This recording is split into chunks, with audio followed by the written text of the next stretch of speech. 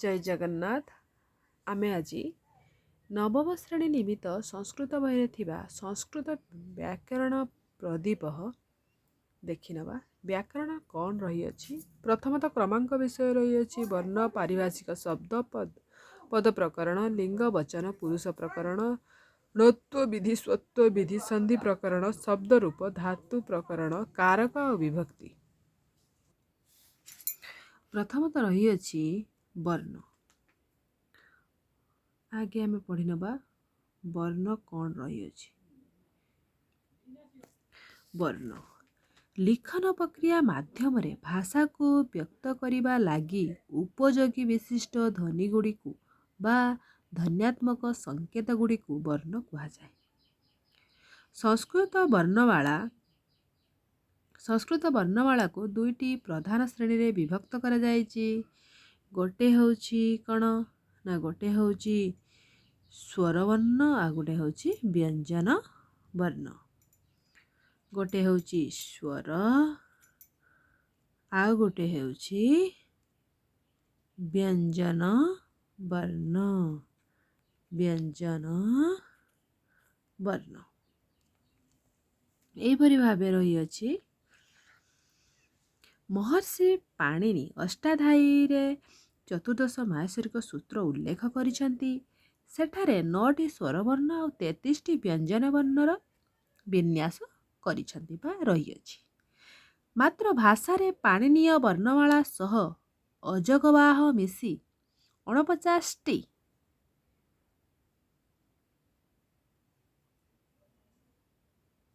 वर्णर व्यवहार देखा जाए, जहाँ माहेश्वरिक सूत्रर स्वरवर्ण 9 व्यंजन वर्ण 33 दीर्घ स्वर 4टी अजगवाह 3टी तो मिसिकरी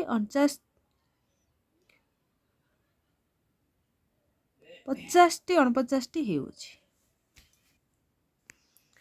प्रथमतः रही स्वरवर्ण जो वर्णर निरपेक्ष भाव स्वतः स्पष्ट उच्चारित हुए ताहाकु स्वरवर्ण कहा जाए। स्वयं राजन्ते इति स्वराः स्वयं राजते इति स्वराः। स्वरवर्ण साहाय्य व्यंजनर स्पष्ट उच्चारण संभव हुए।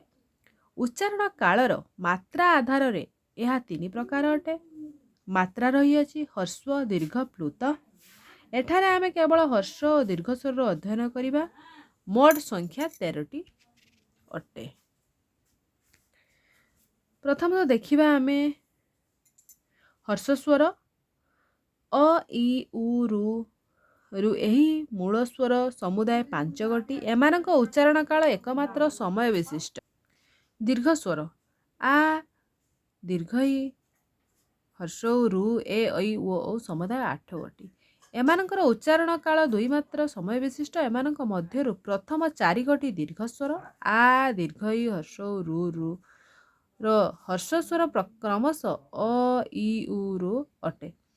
ए ऐ ओ रो ह्रस्व रूप नाही। एमाने यथाक्रमे अ सहित इ ए उ एवं ओ रो मिलनरु उच्चारित होइथिबारु एहाकु संध्याक्षर मध्य कहा जाए। कौन कहा जाए?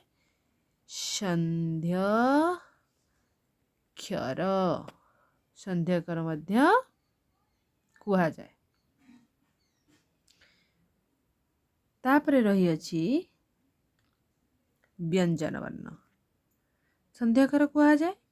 ओ प्लस आमे ताकु धन भी कहि थाउ युक्त भी कहि थाउ। अ युक्त 2 अ युक्त इ इक्वल ए ओ युक्त ए शेष मान ऐ ओ उ औ ओ प्लस ओ औ। व्यंजन वर्ण जहाँ स्वरर अनुगामी बा स्वरर बिना जହାର उच्चारण होई पारे नाही से व्यंजन। वर्णमाला अंतर्गत क आदि व्यंजन वर्ण सहित जो अ मिसी जाए लेखा जाए ताहा केवल व्यंजनर उच्चारण लगी उद्दिष्ट। समुदाय व्यंजन संख्या 33। यार दुईटी भाग अछि वर्गीय व्यंजन अवर्गीय अवर्गीय व्यंजन। गोटे होची वर्गीय व्यंजन आ गोटे होची अवर्गीय व्यंजन। प्रथम रही वर्गीय व्यंजन एगुड़ी को स्पष्ट वर्ण मध्य कहा जाए। एगुड़ी को मध्य स्पष्ट वर्ण कहा जाए। स्पर्श स्पर्श वर्ण स्पर्श वर्ण मध्य कहा जाए।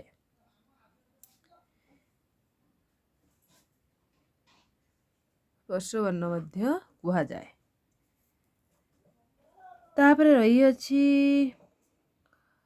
स्पर्श वर्ण मध्य कहा जाए। तो आमे एबे देखिबा स्पर्श वर्ण एमानक मध्यरु एमानक संख्या होची समुदाय 25 टी। वर्गीय व्यंजन होची केतटी ना 25 टी। क च ट त प।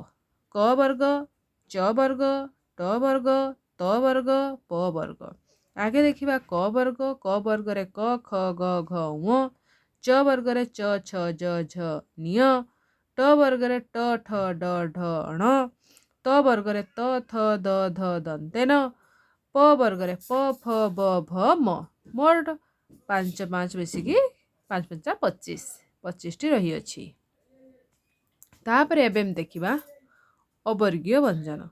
अवर्गीय व्यंजन रे एमानक संख्या समुदाय 8 टी। एहार दुईटी भाग रही अछि। आमे एठी हला दुईटी भाग रही अछि। कौन कौन ना गोटे होची अंतःस्थ अंतःस्थ अंतःस्थ गोटे रही अछि। आ गोटे रही अछि कौन ना उष्ण उष्म उष्म रही अछि। तापर आमे देखिदबा उष्म रही अछि। एठी आमे अंतस्थ वर्ण को आगे आलोचना करिबा। अंतस्थ वर्ण कौन रही अछि य र ल ब। ये होची अंतस्थ जे अंतरु जात माने अंतस्थ अंतरु। एही वर्ण मानकर अर्धस्वर मध्य कहा जाए। ए वर्ण मानक अर्धस्वर मध्य कहा जाए। अधा उच्चारण होते अर्धस्वर य र ल ब पूरा उच्चारण हुए नाही अर्ध उच्चारण हुए अर्धस्वर कहा जाए। ता स्वर वर्ण अधा स्वर।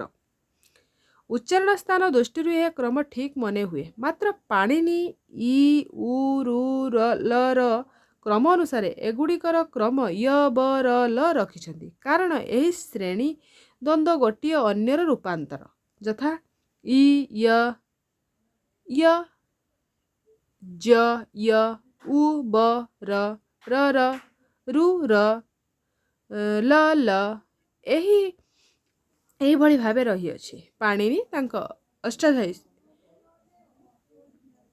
रे एहीपरि लिखिछन्ति। जदि अपि एठी हमरा संधि हेके अछि जदि प्लस अपि यद्यपि सु प्लस आगतम स्वागतम पितृ प्लस आलय पित्रालय रु सहित आर संधि रही अछि लु अनम लवन जेउ ब स्थान रे उ हर्षौ दीर्घ हुए बच बद स्वप प्रभृति धातुर ब संधि द्वारा जात ब अन्वेषण स्वागत पवन भावक प्रभृति प्रत्ययर ब धन्यवाद मानवी प्रभृति ब अंतस्थ अटंती। अंतस्थ कौन कौन अटंती ये रही गला। द्वितीय रे आसिला उष्ण उष्ण वर्ण स तालवेश तालुर जात तालवेश मुद्रेश मूर्धारु श दंतेश दंतरु जात ह। ये होची उष्ण वर्ण 4टी मोट 4टी 4 4 8 आगे रला अंतस्थ वर्ण 4 ये होची उष्ण वर्ण 4 अवर्गीय व्यंजन जो रही अछि 8टी।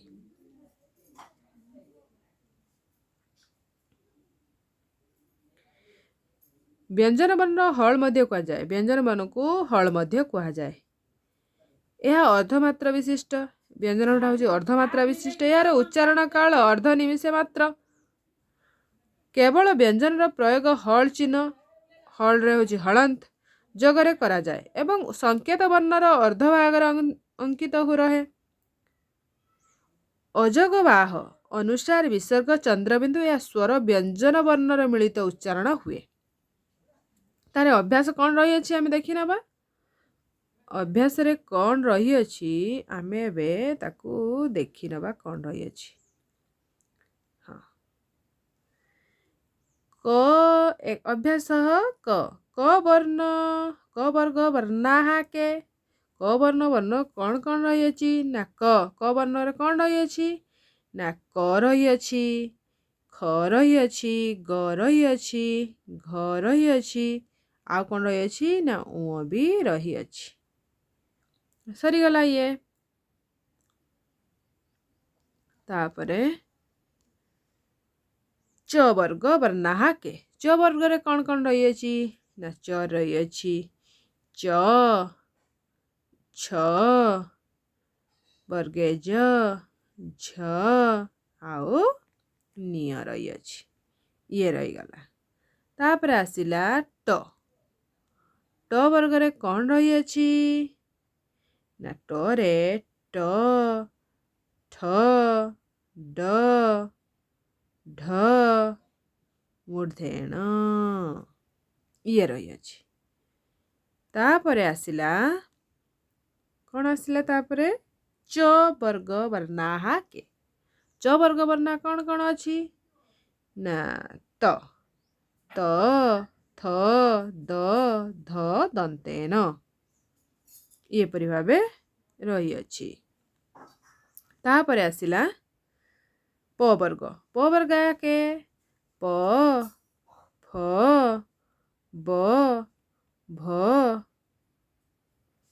प फ ब भ म प फ ब भ म ये रही अछि केहे अंतस्थ वर्णाः अंतस्थ वर्ण कौन आम आगुरी मध्य पढ़ी अंतस्थ वर्ण कौन ना य अंतस्थ वर्ण कौन य तापरे आसिला कौन र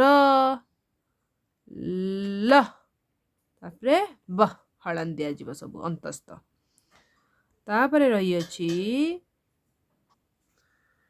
के उष्ण वर्णाः उष्ण वर्ण के रही अछि ना उष्ण वर्ण आम ये देखी कौन ना श तालवेश बुधनेश दंतेश ह सबुठार हलंत ये रही अछि तापरे आसिला गच्छति इत्यस्मिन् पदे स्वरवर्णानि पृथक पृथक लिखत स्वरवर्ण गच्छतिर गच्छतिर आबे कौन लिखा है ना ग ग अ च छ अ त इ तो प्रथमे स्वरवर्ण रे कौन रही स्वर ना स्वरवर्ण हम अ इ होची स्वरवर्ण तापरे ये रही अछि व्यंजन वर्ण ग च छ आ रही अछि त नेक्स्ट रे पढ़िबा अजोगवाह वर्ण।